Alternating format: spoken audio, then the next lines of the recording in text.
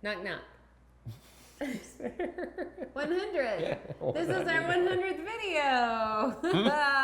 We're going to show you something that a lot of people love. Tiling. Yeah. It's her favorite thing. So she's kind of the lead designer of the tile. But of course, since this is our channel, you know that we're not just going to talk about how to install tile in your bathroom. No, we're going to actually nerd out a lot on it because there's some major things that tile really contributes towards, like indoor air quality, like water, which is a trigger word for Corbett. And so the science of homes, the physics, chemistry, and microbiology, which is always what we're talking about when we are making videos for this channel, and the testing of those things, of course, we're going to nerd out in this video. But first, for those of you who are not subscribers, who are just here to see some nice tile. And for people who are like, oh, they're such a cute couple, they should be on HGTV. Here is your HGTV moment.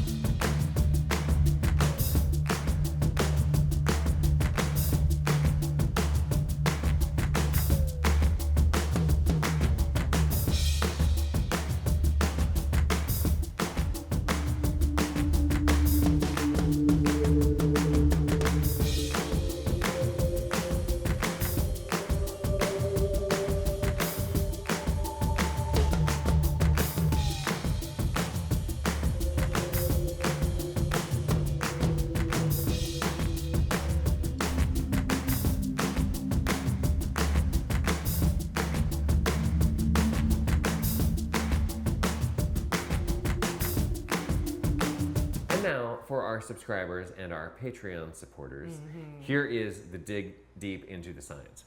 We chose a system of products that all fit together so that they could help us tell this story. And you can see things in the frame here with us. We were sitting on this beautiful red mat. We've got the blue wall behind us. We've got the pretty gray over here.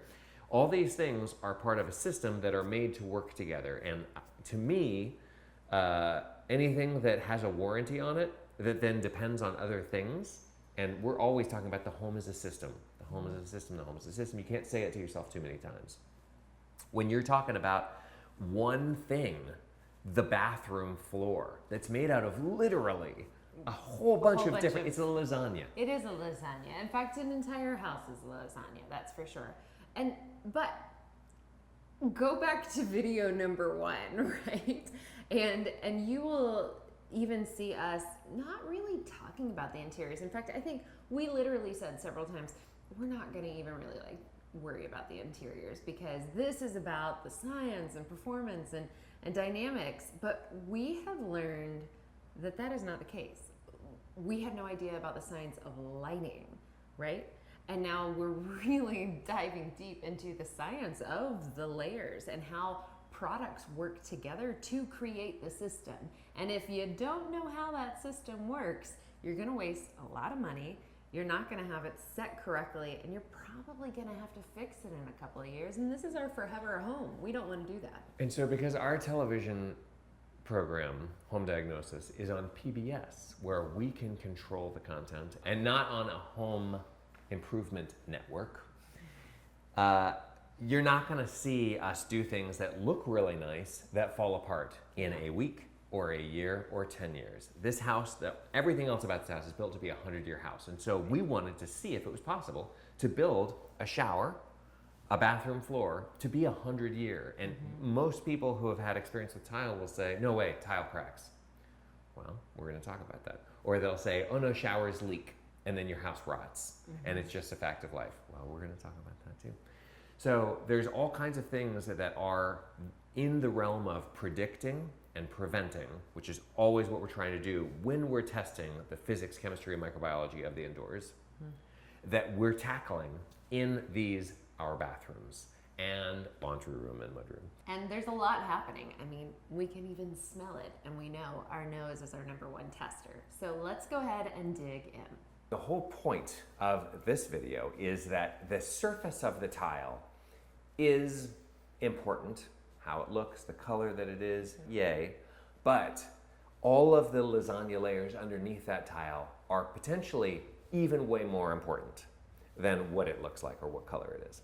So Corbett, what are we looking at aside from beautiful blue skies and a pretty pedestal and some rouge coming from the ground? What in the world is this blue stuff on drywall? Okay, good. So the first thing is you'll understand that most people put tile over cement board. You can tile directly over plywood, which is how most people would do a floor, for example. But that means that if it gets wet back there, which this will, anything that's underneath a tile that has not been waterproofed, the tile gets wet, and the grout, which is an even bigger deal, the seams between the tile, which seams are always, like that's always the thing, right? When we air sealed this house, when we insulated it, the seams are the thing that you really want to pay attention to. So between the tiles, if you had water sitting up here, it's gonna get wet, and then this cement board, or whatever this is, drywall or plywood or gypsum, is gonna also be wet. And so you understand exactly where we are right now and why we have a pedestal back here. This is where our freestanding bathtub is going to be. So these little spouts right here are actually for a deck mount faucet. So this is why Corbett's like, that's going to get wet. It's going to get splashed. And we have daughters who are 2 and 4, and yes, everything will get splashed in here. And this is called Wonder Board. It's a light version of the cement board. It's like 30% lighter, which even still, there's a lot of like weight saving things that we got to just help with the installation, because when your contractor's happy, when you're happy carrying the stuff, when the delivery driver is happy, things don't get damaged as much. It's nice. That being said, I still chose one very big, heavy tile that is gonna go on this wall. We're doing like a wainscoting, basically, around the bathtub in this beautiful dark green tile. You saw it in the early reveal, right? So it's also going onto this, but why did we not put cement board here? Exactly, because we already have the drywallers in. A tile that's gonna be vertical, the weight is just gonna be pushing down, so it's not trying to rip itself away from the wall. But what you really wanna do, the blue stuff, is the primer. So it's called MBP. This is the goop that is for this specific application. So you can put it on over drywall, and drywall itself, what I was worried about initially is that these tiles would be attached to the mortar. The mortar then would be attached to a very thin layer of paper on the drywall. And that made me a little bit nervous. But then we went ahead and decided to prime and paint the walls. So now the mortar would potentially be sticking to either a very thin layer of primer or a very thin layer of paint. And we're talking, like, these are hair thin. Right, they're sprayed on, very thin. And so what you really want to do is make sure that there is a rough surface for your tile mortar to be able to grab onto, so that the entire surface of the back of these tiles is adhered to the wall evenly. And you can really see it, and you can definitely feel it. This is why there's this grainy texture. And in comparison with the drywall, it's like, you know, those big nail files that are super coarse on one side and fine on the other. That's exactly how it is.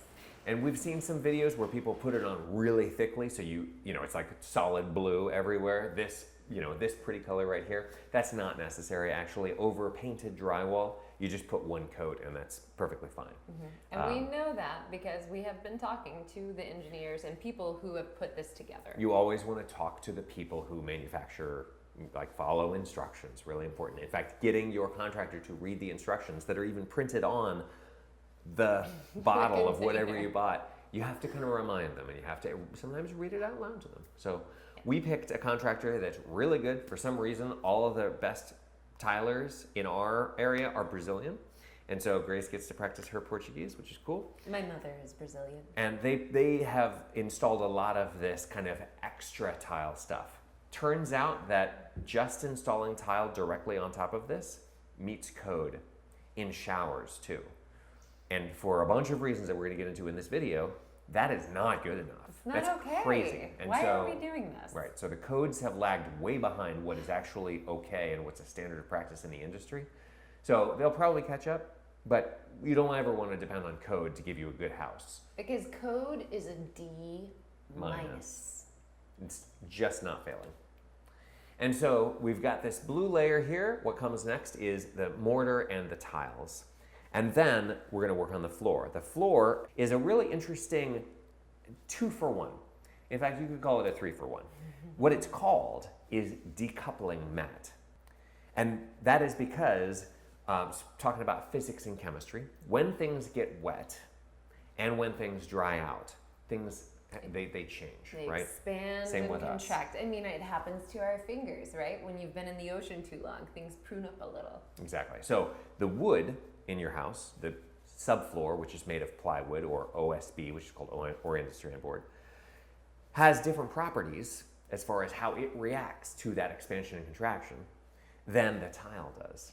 And so if you glue one of those things to the other thing, then they're not going to be happy because they always want to do something. So you've got this in the middle of them. The decoupling mat is kind of a mediator between those two. And so it decouples the two materials, and you put a layer of mortar underneath and a layer of mortar on top. And now you have the plywood and the tile essentially totally glued together, but able to move with each other. It's like a really beautiful tango. Or a good marriage. It's like, you can be You're yourself. flexible. You're not going to break the other person. It's okay. So if you've seen tile that's cracked on a floor, it's because of that. It's because the house is moving, but the tile doesn't want to move because it's made of porcelain or ceramic or whatever it is made of. And then the second thing that you get out of this decoupling mat is waterproofing, which of course you want. Exactly. So we had, some of you may know if you're a longtime subscriber, a flood in the tiny lab. Our tiny house on wheels where we've lived for almost 5 years. We had 25 gallons of water from our water tank just spill out everywhere. And it has been... And not onto tile, No, too. It gross. went onto our cork flooring. Nobody tiles a tiny house on wheels because it's too heavy. And so, cork is yeah, wonderfully absorbent. it sure is. So we are doing everything in our power to make sure that we never have to even worry about that again. If my daughters walk on the floor without drying off, which could that happen? Like, I don't know, why would they want to do that? Of course, they're gonna get their towel dipped in the bathtub and then they're gonna throw it on the ground. And if I didn't have this decoupling mat down, I would have a stroke. And then you'd be on your own. So that's not gonna happen because I don't care if the tile and the mortar in the grout lines in between them get totally sopping wet because we've got this waterproofing membrane underneath. Now, we also get a vapor control layer out of this, which in a lot of people's cases, like if we were building slab on grade, then what we would be protecting the tile and our indoor environment from would be the moisture that's potentially going to be evaporating out of the, upward. And we don't want that kind of happening. But in this case, because you know that we have a fully conditioned crawl space, think of it as a half basement underneath this, what I'm trying to actually control for is I don't want the humidity in this room to be going anywhere outside of this room, because in this room we have something special that every bathroom hopefully has, which is a bath fan. Ours is a little bit more special than most people's because we're nerding out about this, of course. But you have exhaust in this room that is pulling the air in this room to outside.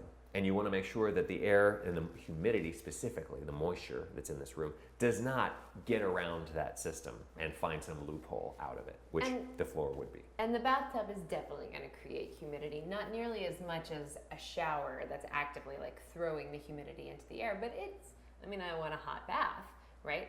So we definitely have access to the bath fan in that room, which is the shower, but also there's a bath fan in the lavatory. There is. And also in that wall right there, there is a stack that if we ever decided to cut an extra exhaust port into this room, which would give us a massive amount of exhaust being pulled from this entire bathroom suite, which is probably way unnecessary.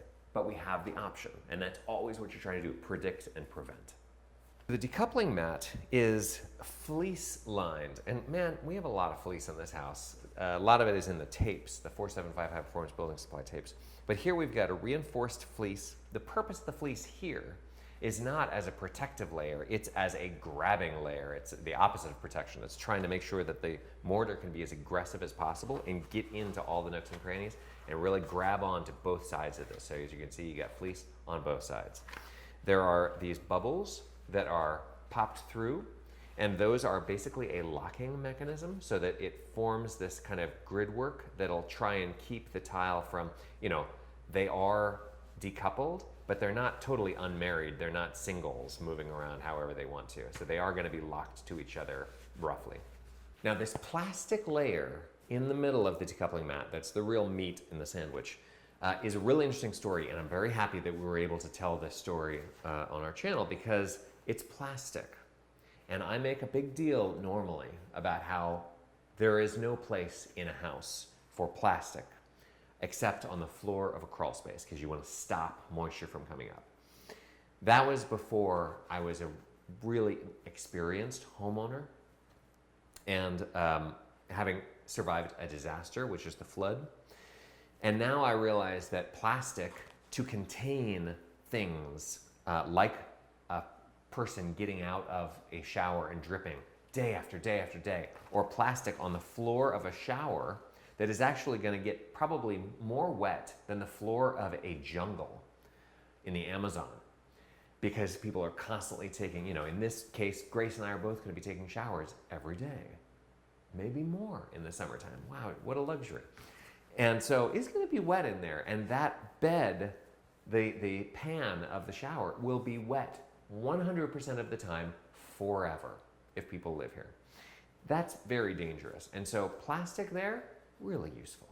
So this idea of plastic as a control mechanism in bathrooms, in places where you know it's going to be wet, is exactly the same thing as putting exhaust fans where you know there's going to be air that you do not want spread throughout your house. Moist air in the case of showers, smelly air in the case of toilets, air with a lot of particles and chemicals in it from cooking, and you know that a kitchen exhaust fan is very important. So the plastic layer here, I have completely changed my tune. Plastic, excellent in places where you want to make sure that water does not start seeping all over your house. We want to make sure to protect all of the structure behind all of the pretty tile that we're putting in, and that is what this is all about. Welcome to my enormous shower.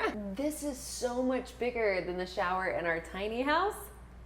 Corbett and I are very excited about this. In fact, this whole process has been the thing that I've really gotten to jump into because, we've been making a TV show and been making babies, and Corbett has been working on this house, and then a pandemic hit too. So we lost all of our childcare, and that has been where I have been, but I have been dreaming about this process, and I've learned so much about tile. On a long build, don't buy your tile too early in case you are doing a DIY project too, because still, while we have hired a crew to install this, and we did that after watching how many hours? Lots And lots of hours. And then we thought about the 100-year home, and we thought about, this is one of those times where you just need to spend a little bit more money. And so we did. And I'm so glad that we did, because watching the professionals put this up today was really something. I mean, it was fast, it was quick, but it was also very detailed. They were making sure everything was lined, they shimmed, they had things just set right so that when they drove the screw through the cement bore onto the studs, it was perfect. So where are we right now? We're in the laundry room. This is where we will have things being potentially wet. Right. We have a washing machine, our water purification system, the giant charcoal filter and water softening system are going to be in this room as well. And so we've got just a lot of water stuff going on. An extra safety measure, as far as the predicting and preventing, is that we have a leak detection system. And just in case one of these things in this room do pop a leak, although this floor might get wet, it's not going to spread a pond throughout the entire house, because our leak detection unit will find out about it and shut down the entire system. And such a beautiful thing. Right now I'm in my work clothes because I have some work to do on this RedGard install. This is a contractor who is on the surface of things very good. They do take direction well, and I have been giving them a heck of a lot of direction. Probably I'm one of the PETA clients that they will complain about. They are doing it the way that I want to, and I know what I want before I begin the job. And so in the contract that we signed with them, it says you must, number one, follow all the prescriptions from the National Tile Contractors Association on how to install tile. And also, it's expected that you're going to be following all of the manufacturer's directions on this stuff. Now, I ended up having to train them myself. And you know that sometimes I'm an idiot. I've never done tiling before. I am now training a tile installer who has done thousands of jobs. And they're both the estimator for the company, the crew chief, and the actual guys who are doing the work. None of them have actually been using this product correctly, even though they have been using it in the past. You've probably seen some tile installation systems, if you've looked into this, that are plug and play. They tend to be a little bit more expensive. They are not liquid applied, they're going to be fabric applied. And my problem with that system is that it makes it seem very easy and simple, and it's not really teaching them why they're doing what they're doing. And I'm going to give you a couple examples here. First of all, the thickness of the RedGard is very important. There is such a thing as too thin, which is the problem that we had in the very beginning. It was definitely not going to do a good job waterproofing. So then I gave them guidance on how much thicker I wanted it, and they went the other direction. Everything is a system, just like we're always talking about on this channel. And so these components all fit together like a system. You can't really interchange components from different manufacturers, different brands, different types of products. So our installer wanted to use a different manufacturer's tape. And the problem with that is, number one, the fabric tape that they had in the truck is not compatible at all with this system. But secondly, getting a hold of the right product is a whole other problem. This stuff, custom building products, happens to be distributed by Home Depot. And I'm just going to say that I'm not a big fan. I never get the help that I need in there. And so the second thing that I've realized is that no matter whether a manufacturer makes something, invents and develops this great product, and then puts it out there, if the contractors in your area do not buy that thing, then the Home Depot that's supposed to carry this stuff will not carry it.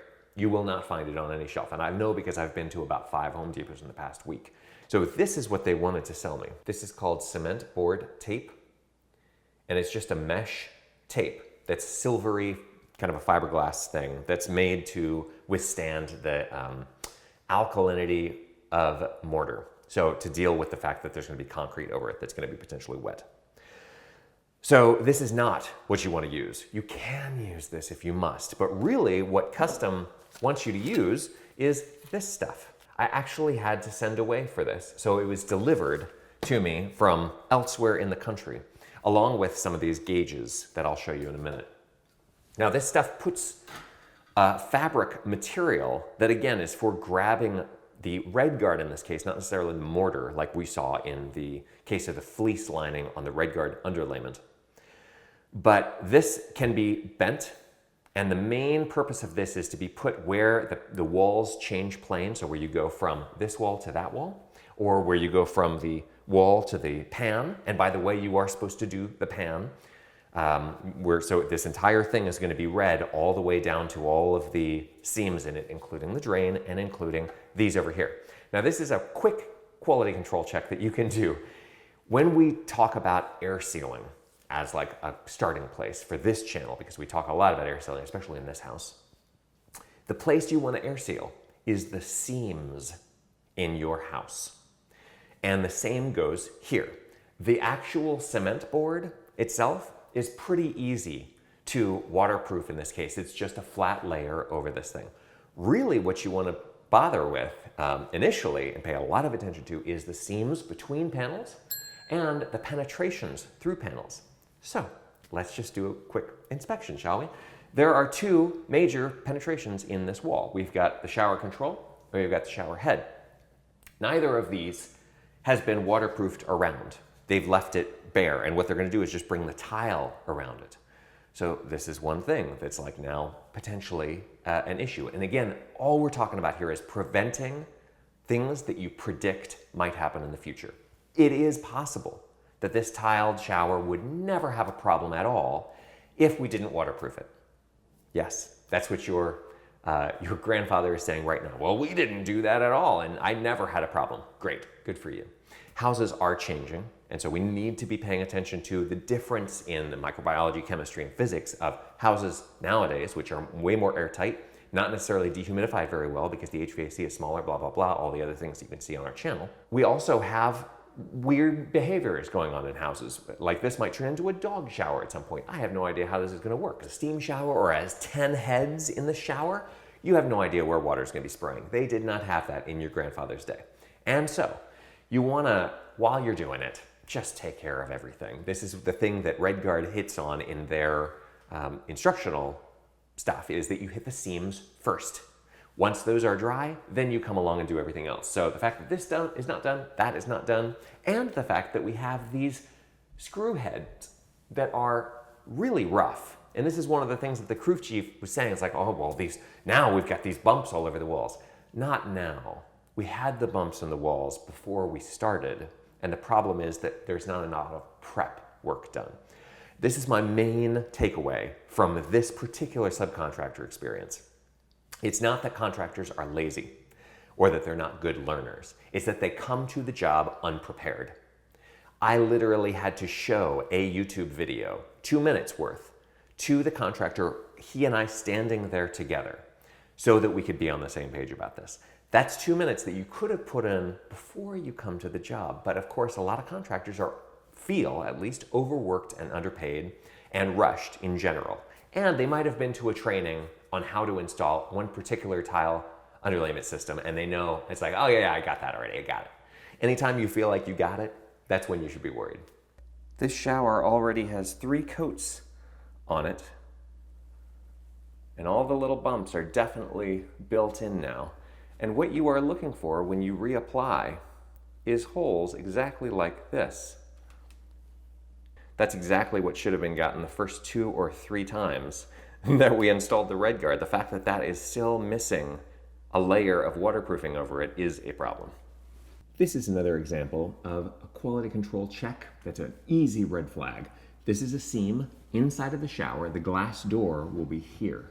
So this is vulnerable to water, and they did not bother with this seam. This is exactly the kind of seam that you would want to bring your RedGard to make a nice gluey surface.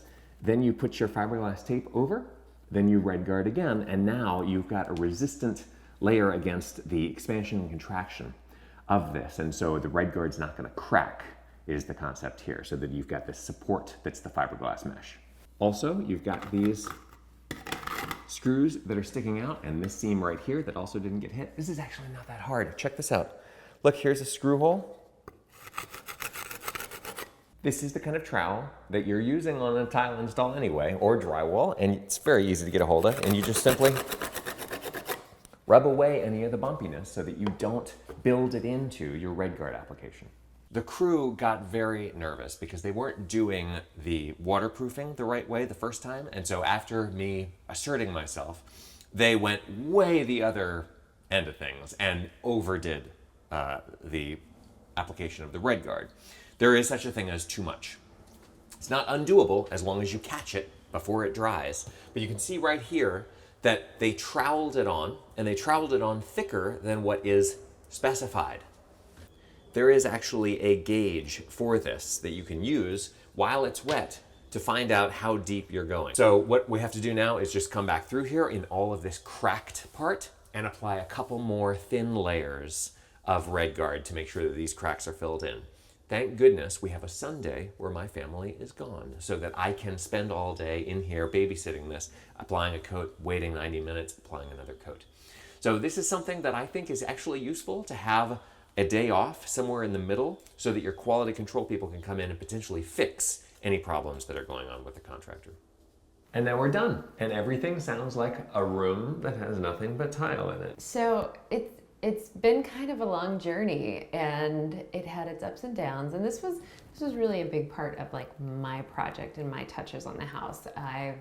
I've mostly been collaborating and filming, but really taking care of the children too. So this was really joyful for me to see it come together. It also was a lot of mixed emotions because this is our forever home, and the tile guys would ask my opinion on one thing or another, and I really wanted to lean on their professional expertise too. So that was an interesting give and take. How did you feel about it? I'm glad to have it over with. I'll say that the one thing that is not in this video is the shower leak test for the shower pans, which was actually so combination of stressful and fascinating that it gets its own video. So we're not going to talk about that here. Suffice it to say that we have leak-free showers at this point. I really like how the designs all turned out. That was something that I was kind of doing on a wing and a prayer and pencil and paper. So it was really nice to be flexible and really make things beautiful and come together. But honestly, one of the biggest surprising things through this tiling project was all the science. Because I don't think either of us really anticipated even telling this aspect of the story in home performance, because we just didn't know about it. But we've been schooled, and we hope you guys have been schooled too. There will be a lot more to come about this. I want to talk more about the relationship between the enclosure and something as simple as a shower in future videos, so stay tuned for all that. Please do make sure that you comment if you have other things to add about tile in general. Like and subscribe. Tune in next time.